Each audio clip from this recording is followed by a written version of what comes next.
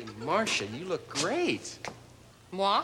Yeah, no kidding. You look terrific. I had no idea that in person you'd be so tall and stately and gorgeous. Oh, really? Yeah, really. I was just over there. And now, ladies and gentlemen, from the Bob Newhart Show, here is Marcia Wallace. Not yet. What were you saying? Oh, well, I was saying you look terrific, fantastic. Let's try it again. Ladies and gentlemen, the talented Marcia Wallace. I got a better deal back here. Now, exactly what did you say there before? All right. Ladies and gentlemen, the talented, adorable, stunning Miss Marcia Wallace. Coming.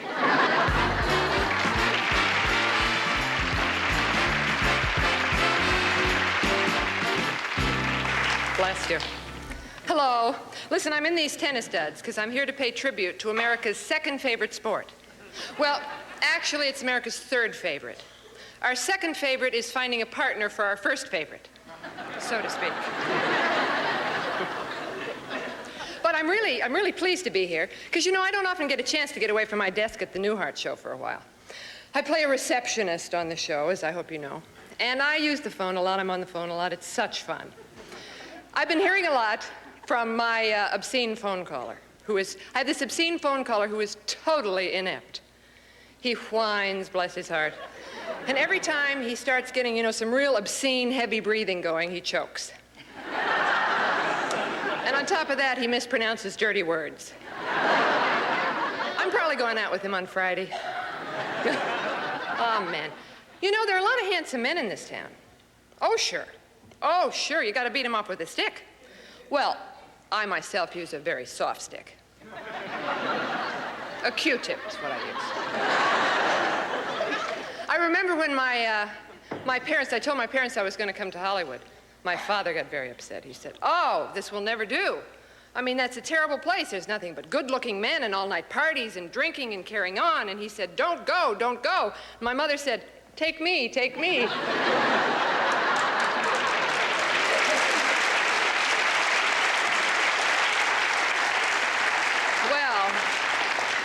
All-night parties, ha! Would that were true. There are no all-night parties in this town anymore, because everybody goes to bed at 8, so they can get up at 6 and play tennis. I myself get up at 5. I know, wonderful form, isn't it? And this is after 211 lessons in 1 month. Because everybody's into the game now. Tennis ranches are springing up everywhere overnight. So right now, let's visit one of the oldest established tennis ranches in America. Deep in the heart of the lush San Fernando Valley, a valley full of lushes.